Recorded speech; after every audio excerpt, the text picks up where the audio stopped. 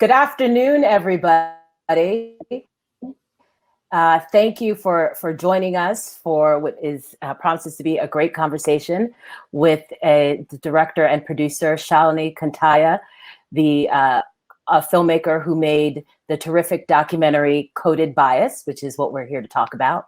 I'm thrilled to be in conversation with Shalini, whose documentary premiered last year at the Sundance Film Festival. And I met Shalini when we were both working on our first film, which her first film was her first documentary film called Catching the Sun, which premiered at the Los Angeles Film Festival and was a critic's pick and released globally on Netflix. So I am so excited to talk to Shalini about this film, and it's been wonderful to see her work and to see her take on these new issues and continue to explore these issues, which I think are not explored enough. But Shalini is the filmmaker doing this work. So Shalini, welcome.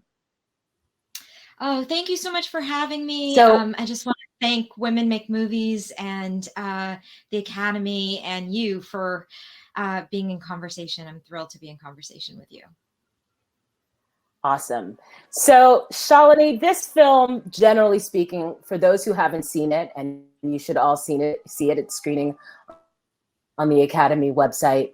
But this film really looks at an issue or issues that are so contemporary and so dealing with what we are looking at and what we are dealing with globally in terms of racism, sexism, and technology.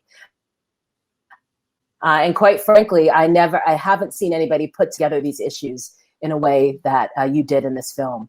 So, did in this, and what was the inspiration for making the film? I sort of 3 years ago didn't know what an algorithm was. Everything I knew about artificial intelligence came from the mind of sort of Stanley Kubrick or Steven Spielberg, this sort of science fiction future. And then I sort of stumbled down the rabbit hole when I read a book called Weapons of Math Destruction by Cathy O'Neil and saw a TED Talk by Joy Boylan-Weeney, two brilliant women that are now featured in the film, and sort of stumbled down the rabbit hole of the sort of dark side of big tech with books like Algorithms of Oppression by Sophia Moja-Noble and Automating Inequality by Virginia Eubanks. And I felt like there was this story being told. And what I didn't realize until making this film is that I didn't really understand that artificial intelligence, algorithms, machine learning, I didn't understand the way in which humans were already outsourcing our decision-making to these machines and to these systems, and the way in which algorithms are already acting as the first gatekeeper of opportunity, deciding such intimate things as who gets hired, who gets health care, and who gets undue police scrutiny. And what was equally terrifying in the making of this film through brave scientists like Joy Boylan-Weeney and Timnit Gebru and Deborah Raji was that these very same systems have not been vetted for racial bias or for gender bias or for discrimination or to show that they will not do unintended harms. And these technologies are essentially going from big technology companies to law enforcement, to ICE, to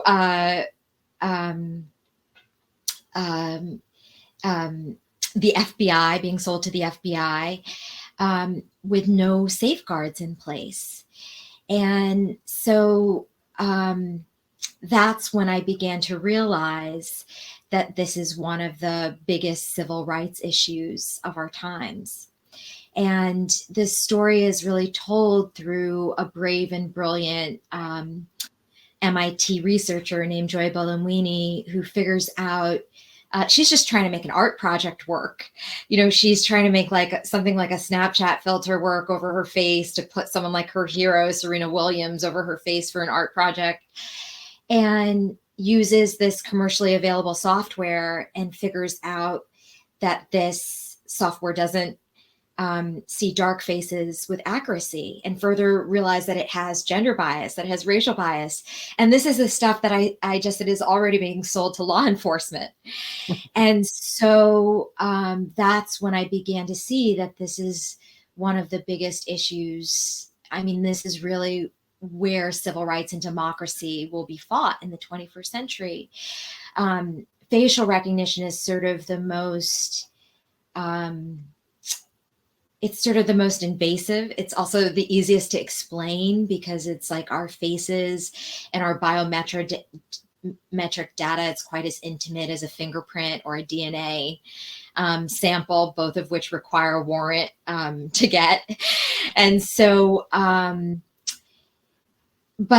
in some ways it would have been easier just to have made a film about facial recognition.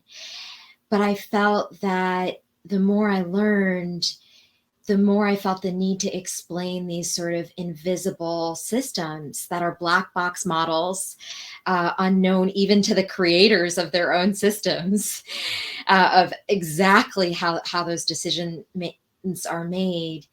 And they're using data that is replicating historic inequalities in some cases. And that's where I began to see that these predictive models can be deterministic, can replicate historic injustices. And that's really kind of what set me on the journey to make the film. One of the things that struck me the most is how I'm not a science person, I'm not a math person, but through your storytelling, you were able to really convey these complex scientific, and mathematical concepts, but keeping the film totally engaging, kind of at your seat. Like I was kind of at the edge of my seat. How were you able to do that? Oh, thank you for that. It wasn't easy. I think I always joke that like I couldn't talk to people for 2 years because I was so worried that someone would ask me what I was working on. I think it was challenging because these are some of the smartest people I've ever talked to, like data scientists and mathematicians. And I think there's something like 7 PhDs in the film. And it's a field that I had not seen another documentary about algorithmic bias. And so it wasn't like I had a roadmap of how to distill this information. And it was so hard because I have so much respect for the scholarship to sort of translate it into these sort of bites, and everyone should still read all of their books, but to try to distill their sort of genius and their life's work, and to discern that in 3 minutes, that's sort of entertaining, but distills vital science communication. I think that we're living in an age where we're just beginning to realize that the public needs to understand complex science. We're seeing it to meet all of the complex problems and crises that we have to solve. And I think when it comes to artificial intelligence, all of the knowledge has been on one side. So all of the power has been on one side. And I think what I hope Coded Bias does is sort of let us know that by way of the fact that we all interact with these technologies, and these technologies are redefining our opportunities and sort of our worldviews, that we have a place at the table. We can't leave the big tech bros alone, that we all have a place at the table. So I hope that Coded Bias is that invitation for all of us to engage with this conversation around how these technologies can be used in more ethical and humane ways, and to understand the technologies we're already interacting with that are sometimes opaque to us and can't be seen. But I think that it was really important for me to tell character-driven stories and to tell stories of, I think we all go on a journey with joy. Like some people may not care about artificial intelligence, but they care about joy, or they care about Silky Carlo in the UK, or Daniel Santos in Houston, or Trinae Moran in Brooklyn, who are, to me, everyday heroes, and sort of showing each of their personal stories. I feel too often technology is often talked about, like Eli Pariser tweeted, like, I go to a lot of conferences about technology, but not about the future of technology, and not about the future of humanity. And so one thing I really sought to do with Coded Bias is sort of not just communicate science, but connect science to the human consequences and human impacts and human stories that's maybe the engineer that is working on that technology sometimes may be missing, because they're in the pixels of what's happening. And so I think through those personal stories, and I think, like, I'm a lover of science fiction and technology, and have seen Blade Runner too many times, and sort of am a scholar of sci-fi, and I sort of pull from the visual language of science fiction to sort of help us understand, and sort of our imagination, our cinematic imagination about AI, to help us understand AI in the now.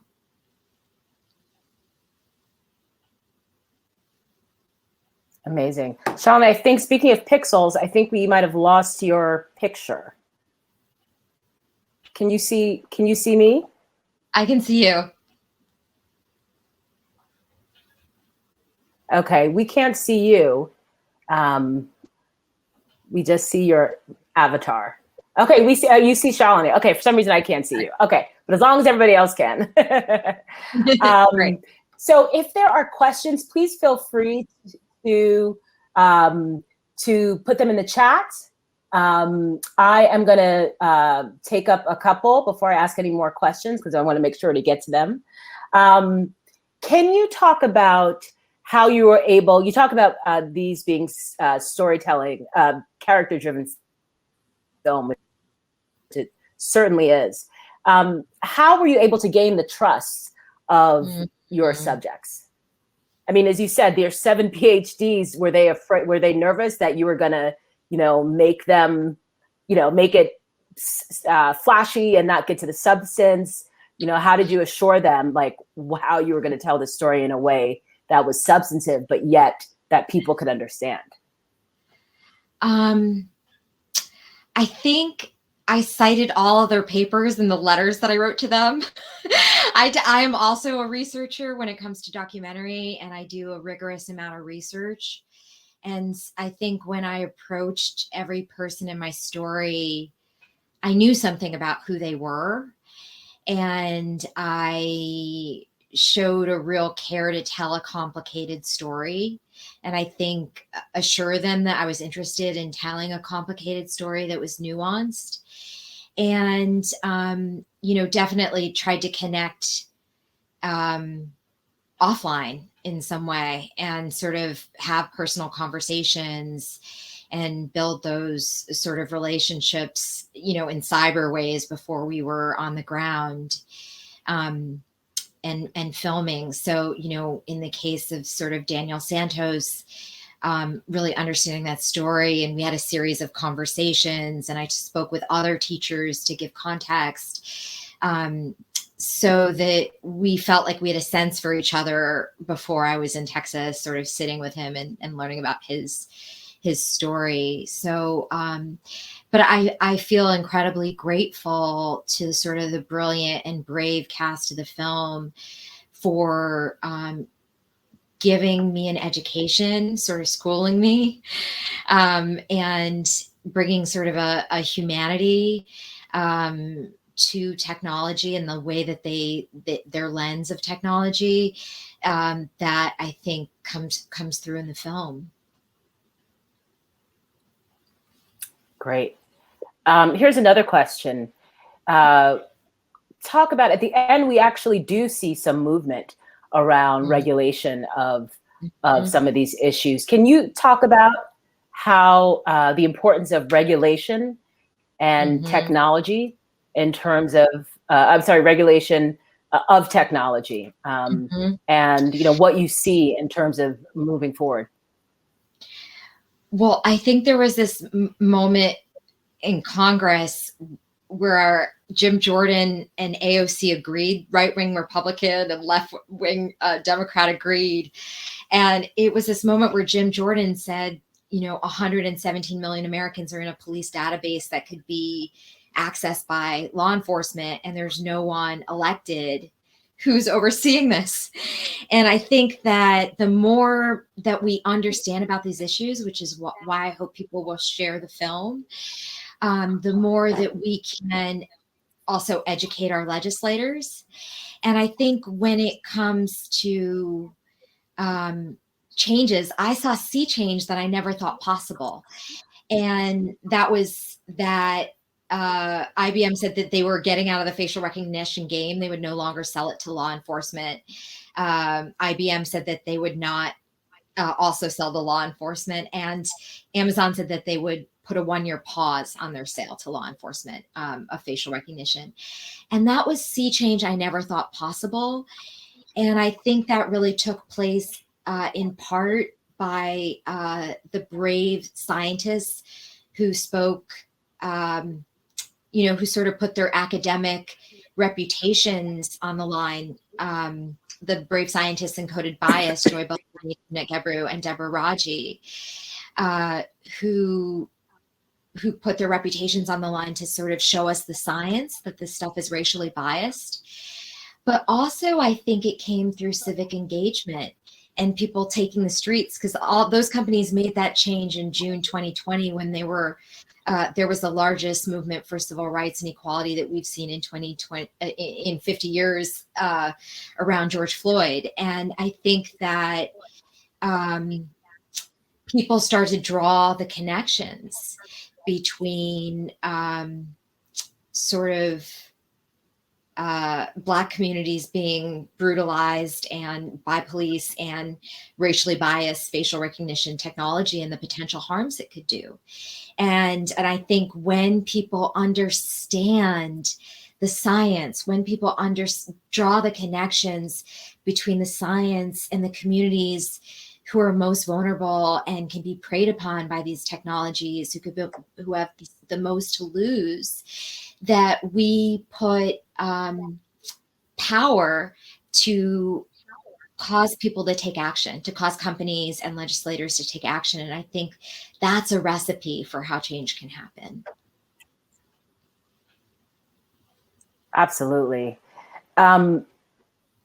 You talked about the character-driven stories and your inclusion of Trinae Moran, who campaigned against her landlord's installation of facial recognition technology at her housing complex right near me in Brownsville. And Daniel Santos, a Houston teacher fired from after failing an evaluation by an algorithm, who was one of the, had been a lauded teacher before he was fired. How did you find these stories? And were you specifically looking for those kinds of stories to augment the sort of larger stories, or did you come upon them and you were like, oh, I have to include this? Well, I came across their stories through a lot of the research. The teacher story came through, Kathy O'Neill's amazing research. I read on incredible research that was already done in the field and really relied upon this whole body of work by data scientists and mathematicians and researchers, mostly women, mostly people of color, who both had the expertise, but also had this different lens where their experiences weren't centered by these technologies, and began to question, as Kathy O'Neill says so poignantly, for whom could this system fail? And I think, through Joy's work, Joy led me to Brooklyn residents, and because Joy and Kathy actually wrote a letter in support of the Brooklyn residents, a legal letter stating that it was racially biased, and that was part of the legal decision. And so what I began to see, I mean, what is so amazing and heroic about Trenae Moran is that this landlord just tries to put in facial recognition in a building that is already has high security, already has multiple checkpoints and fobs and a security person and cameras. And they want to, on top of this, put on facial recognition. Trenae Moran and Icy Mae Downs and the people in Coded Bias featured in Coded Bias didn't even know what biometric data was. And yet they educated themselves, they educated their neighbors, they went door to door. And some of them had lived in the building for 3 generations. And not only did they fight back against their landlord, but they inspired the first statewide policy that would protect other residents against this kind of invasive surveillance in their buildings. And what I learned is that for each of these communities, Trenae Moran and Daniel Santos, they felt so disempowered because they didn't understand these systems at first. And there was a real process of getting educated and getting empowered and beginning to trust this implicit trust we have in computers. Like, if you say something and a computer says something, well, you're wrong. And what I really learned in the making of this film is that we really have to question computers and put checks in place, because they can be racially biased, they can be gender biased, they can replicate harms. And so that's what I learned, and that's what I hope Coded Bias will be part of the change in doing, is helping people distill and learn this information and feel engaged by it. Here's a question from somebody in the audience. Your film centers the voices of women, in particular women of color, as experts on AI, which you just addressed. This has the effect of shining a light on the lack of representation of these groups in AI and STEM, but you come at it in a more subtle way. Can you talk about this choice as a filmmaking technique? How does this differ from a more head-on critique? I think it was hopeful. I think that people often ask me, I didn't know it was such a radical act to have a cast that was mostly women and people of color talking about a future leading technology. And I didn't set out actually intentionally to make a film that had almost exclusively women and people of color. But the research kept leading me back to these voices. And I think there was a moment where I looked at my film and I was like, oh, wow. I'm definitely someone who thinks very thoughtfully and conscientiously about whose voices I amplify in a film. But there was a moment where I sat back and I'm like, oh, is this a women's film? Does this become a woman's film now? And I decided it didn't, because 90% of the AI films that I see are mostly men, but we don't call them male films.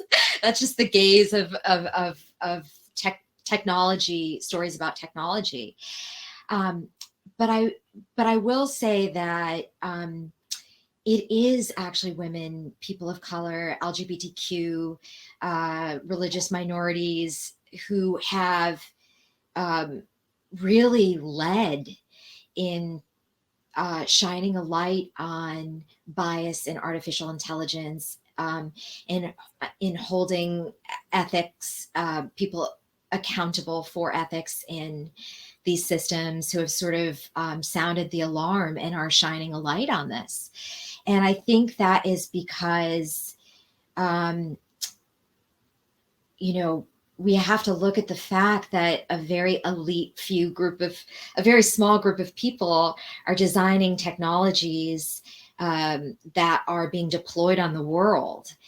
And so I think that this community has been vital in sort of shining a light on bias, because, we're having this national conversation about bias. And I think that I have more compassion in the making of this film, because I realized that bias is a condition that is innate to all human beings, and that we regularly have to run checks on, like any other system, like hygiene, something that we need to do regularly. And that means that inclusion isn't something that's good for the pictures. It means that inclusion is makes us more innovative in the technologies of the future. It means that inclusion, not just of all of those communities, but people of different socioeconomic backgrounds and education backgrounds, they can all have gone to Stanford, and that there has to be sort of a broader set of voices in the room when these technologies are made. And I'm grateful to this community that has shed a light on this issue. Awesome. Please text in the chat, not text, write in the chat if there are any more questions. These are great questions. So Shalini, the film is very scary in a lot of ways about our future and about surveillance and about these technologies that are already happening that we may not even know about. That's probably the scariest thing to me, that we don't even know, and we have to educate ourselves about how these technologies work. But it's also hopeful. Where do you find hope in the future as we move on? Technology is only going to be more a part of our lives, and we still see, even though these wonderful, in your film, we see these wonderful women and people of color who are working in STEM, but that's not by and large who's at the head of making these technologies and testing these. So where do you find hope? Thank you for that question. I think that I make documentaries partly because they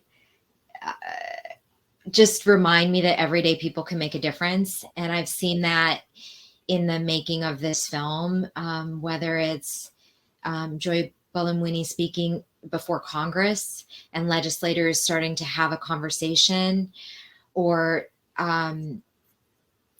sort of Silky Carlo rolling back, like a handful of young people in the UK rolling back real-time use of facial recognition by the London police, or these gains that we're seeing in terms of people banning facial recognition city by city, in terms of and ironically, it's like the cities that have been the most technology, the biggest technology hubs, the places where they understand where how these technologies work, are the first to ban them.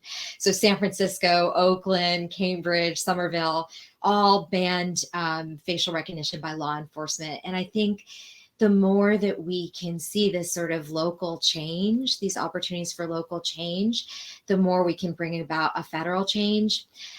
I think that people often ask me, and I love what Cathy O'Neil talks about, which is she talks about an FDA for algorithms.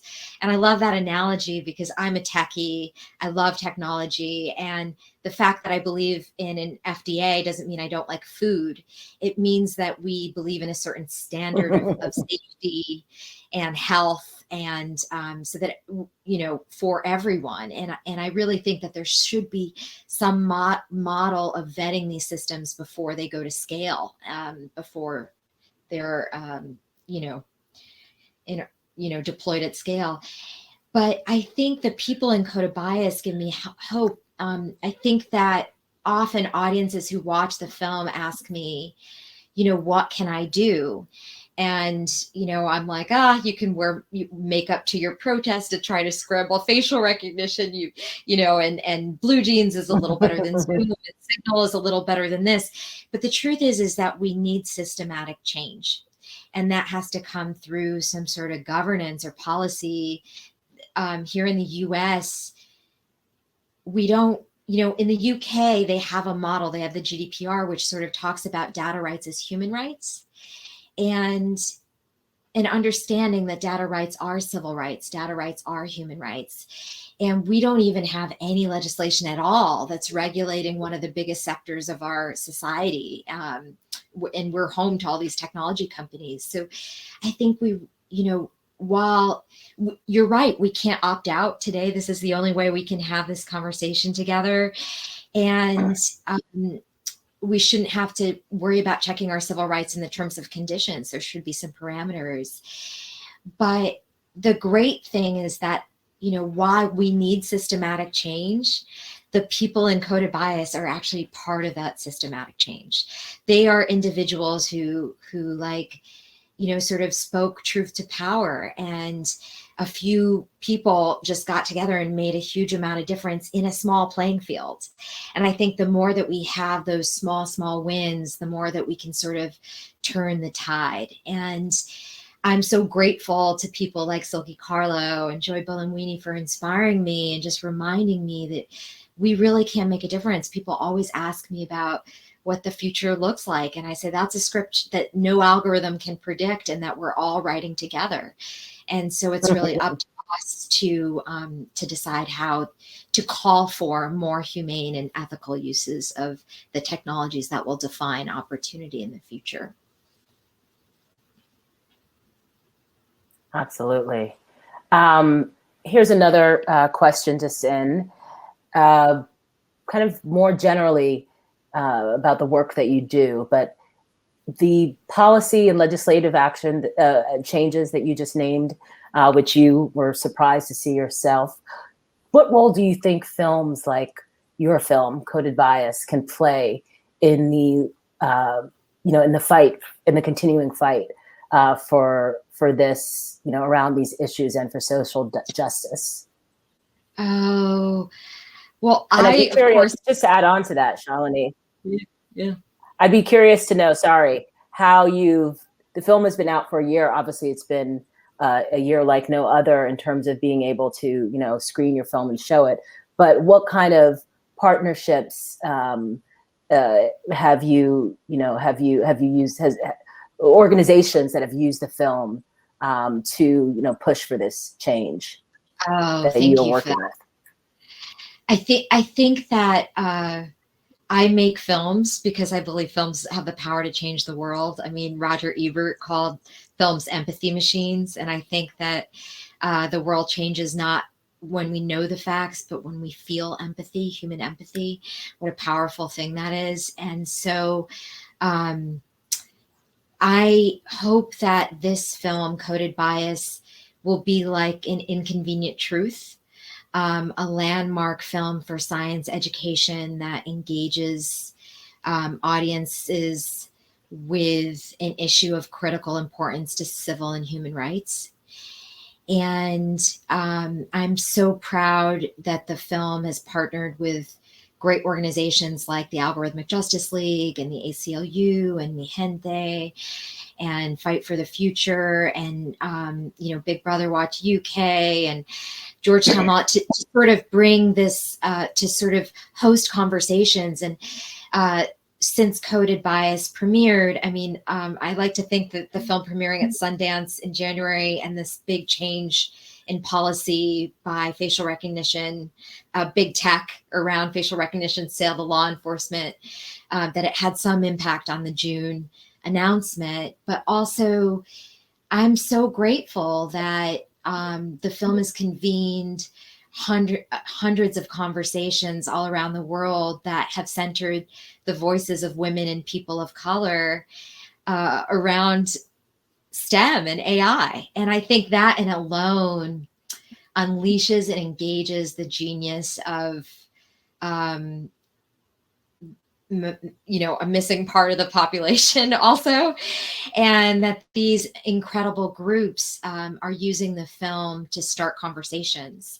And so oftentimes people ask what they can do. And we often partner with organizations who are there to answer that question after the film is shown, because not all of us can make change, but we can support a great organization who is making change. And what I hope Coded Bias does is create community and create conversations and create empathy and create understanding, because I believe it's actually that spark, that education, that engagement that actually leads to the world changing.